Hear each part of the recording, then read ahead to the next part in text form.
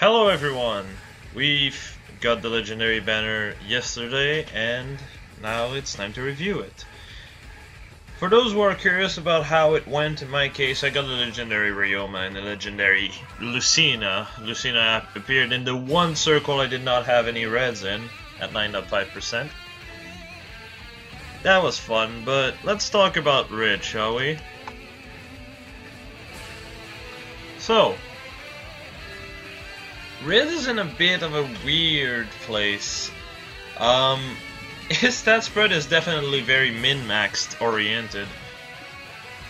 But at the same time, how can I say this? Some people seem to praise the fact that because of his weapon, because of the fact that he gets a super boon in attack, he basically is tied to Grima in attack. That's just completely irrelevant to me. Why? Well, let's put it this way. Does it really matter that you're equal in attack when you hit the type that is usually the higher of the two? What I mean by this is Grima hits res. Let's just put Zelgus as a comparison for this example. Zelgus is like 42 defense, but like 24 res. He's one of the most present units, and most units are basically that way. They have more def than res. So that kind of is a moot point. However, I would like to say his weapon is still extremely powerful. That said, I feel like he would have gained a lot from a super boon in res, or just a bit more point in res. Maybe moving 3 HP from, well, moving 3 of his HP into his res, so you could go res plus for a ploy. Reason being, that way you can actually proc ploys yourself and not rely on other people. I know what other people might say already. He has freezing seal, that gets the job done. This only works on the highest amount of res on the team. God damn it, cat. Which is not bad, but it's not great either. I can see what they were trying to do. The entire goal of this was essentially, oh, mage tend to have more res than the rest of the team. Therefore, by doing this you can cripple them so DC is more consistent. This works to a point until you realize that most mages nowadays that people do like to run have very poor res or are ployers. Now, one of them, okay, I can definitely agree. Ployers will get fucked over by freezing seal. But other, I was going to say Pokemon, other heroes such as Nino, who has like 26 res, that you tend to want to go res minus on because they don't have the res to ploy to begin with, and go in keeping your res against other mages, and that's about it. Whereas killing your defense fucks you up against dragon, DC unit, and so on and so forth. At the end of the day, you end up having, well, mages with like 25 or less res, which means freezing seal is probably gonna work on an armored unit instead, such as, say, Surtur, who's sitting at 33 res. Even with a res bane, that's 30 res. Which, there's just no way around it. We are getting to get more and more armored unit that has more and more res. Halloween Mur is 32 res, for example. Legendary Tiki has 29, and so on and so forth. This is very inconsistent, and even if it was consistent, it debuffs attack and speed. Now, there's nothing wrong with this until you read his weapon description. It allows him to do a follow-up whenever someone else is debuffed, or just preventing counterattack, restricting movement. Probably guard also work from the fucking Halloween weapon, Witch Wand. Other things such as panic, threaten, ploys. All of this works. But here's the problem. It also cuts follow-ups from the enemy. So if the enemy were to double, well, that's gone. They can't double. What's the point of reducing speed by 6 if they can't double to begin with? Do you see the point here? On the bright side, it does mean that it makes him a bit more resilient to, well, bold fighter and such. Though, what that also screams to me is that you don't want to dump his speed, which a lot of people are going to raise eyebrows at me saying, but say you're dealing with Surtur. Surtur's the one that gets hit by Freezing Seal. Which means if you have something like, oh, Oncav, you're sitting at 23 speed and you remove 6 speed on the enemy side. Now, Surtur is just a random example I had in mind, but this essentially kills Bold Fighter against Surtur. Surtur will not be able to Bold Fighter you because of Freezing Seal, because of his weapon, and because of Oncavs. So yeah, he can be pretty good on that result, and a bunch of other armored units might be countered as a result. A plus 10 Hrìd hits 21 speed, 27 with own cav, and you remove 6 from the enemy that has the most res. This is inconsistent as fuck, but it is worth mentioning. If you find Freezing Seal to be inconsistent, which it most likely is, I would say just run Attack Smoke and Speed Smoke Seal. That way you can actually abuse this effect. Going Speed Minus is the same logic as going Speed Minus on Mur. It is not a bad idea until you realize that guaranteed follow-up breaks that weapon. If your speed is too little, well, you're fucked. So you want to at least keep it salvageable, or at least to a point where you can break some Bold Fighter. For example, if you can speed smoke the enemy or your own calved, Brave Ephraim will miss the follow-up. Just a random example. Having a bit more speed means also, well, if you're dealing with a Mur, you can potentially also double them, so on and so forth. You get the idea. It's mostly it's mostly to keep the weapon as consistent as possible, since null follow-up is not something you can run. I'm just pointing this out because a lot of people miss that point and think that speed minus is going to be the best bane for this guy because his speed is already too low to make use of that. It's not. You have to realize it's that speed plus 5 that becomes your threshold. 21-22 is not unheard of when it comes down to armored units. And if you'd had on top of that own cav, that goes up to 28 for your threshold. There are plenty of armored units that are 27 speed or less. And if you add speed smoke to the mix, that's even more unit added to the list. So please, just be careful in that regard. Other than that, he has Distinct Counter. That's another legendary unit with Distinct Counter. He is currently somewhat the best scoring unit. The reason why I say somewhat is because typically, if we're going all out, I would say Legendary Lin is the best scoring unit for Wind, because Legendary Lin can get access to Green Dual Infantry. And down the line, I would be hard-pressed to find any reason to run Hrìd over Legendary Lucina. Legendary Lucina has Future Vision, 6 movement, basically a Gale Force post-swap, can actually use Link skills pretty well. There's just way too many things that makes her so strong. So I can't exactly even suggest that you would go for him over her, but he's still a pretty neat addition. His weapon is definitely really strong as long as you can conserve your speed and probably go attack plus. Do understand though, he is very team locked. By team locked I mean you will be forced to use him with certain other characters, say Arvis, Sias and so on, because otherwise you won't be able to use his weapon. Yes, Attack Smoke can work for the most part, yes, Freezing Seal can work for the most part, but you have to realize two things. Okay? First off, the follow-up is multi-phase. That's good. 2, Desperation combos into his weapon. Freezing Seal is very inconsistent. Freezing Seal is also on a tank. Tank units typically will take a beating because they're tank, and if his HP is under 50%, that's a dead B slot, whereas Desperation gains more utility if you can take a hit. This encounter is not a bad idea, but 26 res is a bit shaky. You can also run Brazens with him because, again, he's a tank.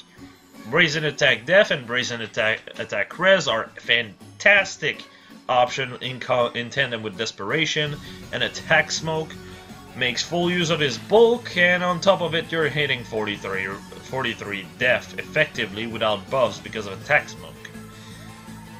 This makes him extremely dangerous and can safely land a Attack Smoke on the enemy side once it is in Desperation, which means that Gyol will then be able to just proc immediately, breaking whatever he's dealing with because he has already so much attack.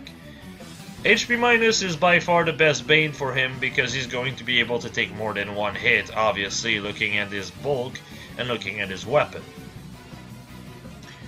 I would suggest attack plus HP minus for most ideal IVs. He's basically working for the most part like legendary Ephraim does, except he needs outside help to truly work. Just keep that in mind, it's pretty important. But yeah. Other than that, let's move on to the comparison. Honestly, Hrìd was the most difficult comparison to make because no one is very close by to him. Reinhardt is the closest here, and he's kind of similar in usage. They both are reliant on hitting twice. Reinhardt just cannot stop follow-ups and has the 11 might weapon instead of 19 and does not get a super boon in attack. Hrìd is just straight up better for the most part, except that you can do some stupid combo with Reinhardt since both hit happens at the same time. Vantage will just break quite a few things. Vantage Heavy Blade Moonbow, for instance, is extremely deadly and will just break things better than Hrìd with Vantage can ever pull off. But that is not to say that Hrìd is undeniably garbage. He's not. He's actually a pretty solid unit, and honestly, outside of the Vantage shed I just described, Hrìd will do better for the most part than Reinhardt. Just keep in mind, Hrìd's B slot is actually fucking asinine, and will not really help you where it matters most, because it only can work on one or multiple people if they all have the same res. And typically, that's my problem with chill skills in general. Chill speed is probably the one that works the best. The reason why I say chill speed is the one that works the best is typically there's not many speedster on the enemy side. If there is one in its Ira. And chill speed is good to just mitigate a bit of damage, mitigate possibly a double, and therefore losing a lot of health, which is always welcome. It can be a dead slot at times, but it's going to be more often than not useful, which is something that you can't say about chill def, chill attack, chill res. Those skills are not bad skill per se, but the problem is you have no idea which unit it's going to hit until you are already in the fight. If you're already in the fight, this means, well, look, I remove stats, haha. You're too much in the back, I can't attack you without exposing myself and getting myself killed. I gain nothing out of this. What's the point? This is the problem you run into.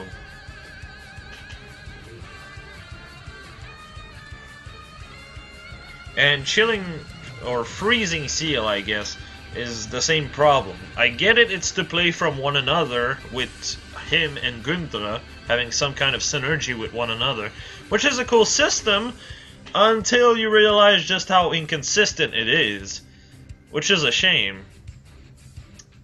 Making it reliant on HP is one of the downright stupidest fucking move I've ever seen. You make Surtur Menace something that works at all time. You make Sinmara something that works at all time, but something that debuff 2 stats by 6 can't work at all time. Because the fact that it's unique to that one character is not enough of a drawback. Are you serious? This is asinine. But whatever. moving on to the banner itself. This is one of the most disappointing banner ever seen for legendary units. Oh my god, is it disappointing. So, let's start with worse and go... let's make our way up to the top. Because honestly, it's basically colorless is the worst, green is the second worst, blue is the second best, and red is the best. So, colorless is sitting here with Grima, Noir, and Nina. Oh, and as usual, I've put legendary units first, and then best unit second, second best unit third. Unless there's two legendary units, in which case the best one of the two is ahead, obviously. Alright, so, I mean that for, obviously, the diagram to the left, not the rates. Let's start with Nina. Nina is a character that's not a bad unit until you realize that her death stat is goddamn non-existent and she can't even get death minus. This is a problem, because if you can't take a hit, you can't hit Desperation, your speed loses a lot of meaning if all you can do is not take a hit, right? If you struggle to get in Desperation, that's kind of a problem, especially when the next unit next to you is fucking Noir, who has 56 bulk overall instead of 51, with basically the same offensive stat line and bulk in the stat that matters most being defense. I have no idea why you would be happy to pull Nina outside of foddering her right away, but it's quite a shame. Noir is not a bad unit. I did say once she was released that she was straight up a upgrade to my George, and I stand by those words. Obviously, attack plus death minus is probably the ideal IVs you want. Yes, it's a super bane for defense, but the point remains that you want to have mixed bulk to keep that 56 bulk all around so you can actually hit Desperation and give you a much needed build versatility. So, this is kind of like something that I covered with George, and to some extent I covered that with my gem key analysis on the GHB banner, which I released yesterday.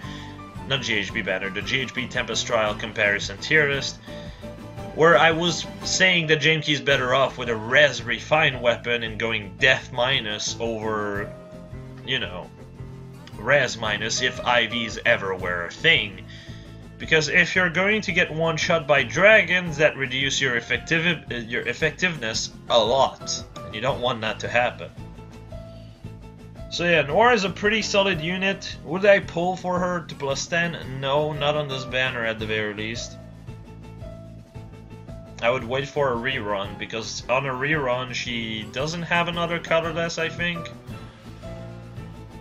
Yeah, no, she doesn't. It's literally one of each color, which makes it way easier to pull for her. Next up we have Grima, who is going to be absent for the next 2 months! Hallelujah! That means we're going to get 2 new colorless legendaries. Fucking finally! She is only coming back for March, so that's definitely welcome. Grima is not a bad unit per se, but she's really reliant on merge, yada yada yada. I think you've heard me say that enough with how many times I've had to cover her. Next up is Kana, which is just garbage. I'll be completely honest. Oh, and also to give you an idea how how bad she is, we just got a Drift Corin, female Corin, which has more attack, more speed, about the same defense, more res, about the same HP, and has an actual good pref. Why in God's name would you ever try to plus 10 female Kana is beyond me. I don't understand why they decide, ooh, this is a good unit for this banner. At this point, it's clear they can bring Brave units. Brave Hector is here. Bring Brave Ephraim as well. Would actually be kind of fitting considering Ines is also here. But I mean, at the very least, it would make so much more sense. Instead, no, here comes Kana, the obviously worst contender to female Corin in every way, shape, or form, And Kana has just nothing to bring to the table. Fantastic. Moving on. Ines is actually one of the best axe flyer of this game due to his stat line. 33-37 is insane to begin with, but 30-20 for bulk is also amazing. This is the whole reason why I've been saying Minerva was one of the best axe flyer for a long time. He's basically the same thing with a better stat line, more speed, and just overall way better stat line. He completely power crept Minerva in that regard, and to this day I still consider him to be one of the best axe flyer, if not the best one. Next up is Guntra. Guntra is still one of the best Green Tome Cav. I would say second place to Olwen and no one else. And even then, Olwen can be a bit shaky on bulk, whereas Guntra is a bit less shaky on bulk. As you can see, she has 56 bulk against defense, which is uncommon, to say the least, for Green Mage. Green Mage in general. So if you can actually get res minus with speed plus, you're sitting at 31-36. Olwen is not that far, like, she's not that far from Olwen in terms of offensive capability, so if you can get res minus 19-22, you had Fury to the mix, you already have 59 bulk. If you had 45 cav, you're at 65 bulk. She is really good on that regard, and she looks good too. Moving on, Cordelia. Cordelia has basically no fodder. I believe the only fodder she's got is her lance and dull clothes. Yikes. I don't remember anything else she has. Oh yeah, she has 30 blow, I think. Who cares? Not really a good unit, I'll be completely honest here. Base Cordelia has a better stat line overall, and easier to pull, easier time to get good IVs. There is no reason to pull her over, you know, base Cordelia, outside of the art being definitely better. But still, at the end of the day, not really a good pull. Brave Hector is definitely a good pull, though Bullfighter is no slouch, and Hector himself is actually probably one of the best blue unit of this game. I would say about tied with either Ellie Wood or Tiki or both. Next up is Legendary Lucina, which I already covered. Easily the best the best legendary blue unit, I'd say. Just well, outside of Tiki, obviously, but she is one of the most unpredictable one to deal with AI.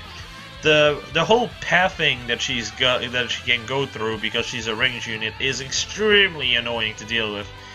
Because she's a range unit, she will always move last after the melee units move, so if there's any melee unit between you and her, she's going to just abuse and then just attack you. Losing one unit in arena is a dead run, so very annoying unit. Very good bulk as well, and if you run attack def link on her, you can actually tank quite a bit of damage. Even Zelgus can struggle at times, and so can Ira, which is kind of rare, even though she's blue and they're red, because those are basically balance breaker for the most part. Next up is the truly good stuff, the red color. The red color is actually one of the most appetizing color we've had in a long time. So, we have Levitain to start with. Levitain is a very, very, very strong unit. Easily able to break the 100 attack, very able to use Brazen. Brazen attack speed is insane on her. Getting speed plus makes her an absolute monster. Really good IV. Attack def link is really good. Not IV, skills. Attack def link is amazing. Odd speed wave is amazing. Really, there's no reason not to want to use her. She's a very, very, very strong unit. Do keep in mind though, if you want her to have optimal IV, def minus is a better bane, because if you go res minus, you can actually miss kills and also get one-shotted by certain dragons, so do keep that in mind. Going def minus is ideal. Speed plus def minus is what I call optimal personally. Moving on, we have Hrìd. Hrìd is, as I said, a very strong unit. As a matter of fact, if we're talking pure usage-wise, Hrìd is probably better than Ryoma. But Ryoma has one thing that Hrìd doesn't, and it's scoring. And good pref skills. Hrìd's problem is that he has a 300B skill, which is great because it means you can change his weapon, though you don't really want to change his weapon, unlike Ryoma. But that means you still have less build variety. If you go with anything else than his base weapon, you're fucked, essentially. Still, at the end of the day, Hrìd can still replace that skill for something else, thankfully, because otherwise he would be kind of just dull overall. And then you have Ryoma on the other side, who is just, well, really good stat line, let's be honest here. His stat line is very, very broken for IT Arena. The higher you go in Arena, the stronger he gets. In the sense that the higher you go in Arena, the less you have to deal with range unit. The more you can just say, fuck off Reginto. The more you can say, wow, Reginto is a shit weapon on this guy, and switch for something that actually helps him. In this case, Slaying Edge or Fire Sweep Sword. Both of them are a fantastic set. But Slaying Edge is the one you'll be running for Arena because that's the one you can run in Arena at full score range. And you can combo this with Bushido, which is fantastic. Bushido is really good with Aether. Sadly, you can't really run anything else, but also Blue Flame. Blue Flame, Heavy Blade, this attack, this and, you know, a unit next to you mean you can basically sweep most unit, if not all. It is a stupidly strong combo because it's 35 damage essentially, which is pretty easy to get. 20 damage if not within someone's space, which is still decent for a 3 cooldown. So yeah, he definitely has a lot going on for himself. Hrìd can also use Blue Flame to some extent, especially if you are going to be running Attack Def Bond and as his A slot, or Steady Stance 4 for his A slot. There's plenty of ways to go around it. Still, overall, Red is definitely a great color. Personally, one I'm going to be pulling again. I hope to get either Levitain or Hrìd. Ryoma doesn't mean much to me. Oh, and also I guess I should point this out, but Ryoma is the best scoring water unit to this day so far. And honestly the best in utility as well. Still, to put it bluntly, if I'm going to be pulling, I don't want Ryoma. I already got pity-fisted by one. Didn't want him at all. All I want is either Levitain for merges personally because the next arena season has Levitain on it, or Hrìd because he's the one unit I don't have. Other than that, I don't have much to say. This is overall a pretty unsatisfying arena banner outside of obviously red and to some extent blue. And yeah, that's it. Have a nice one, everyone. I'll see you guys later.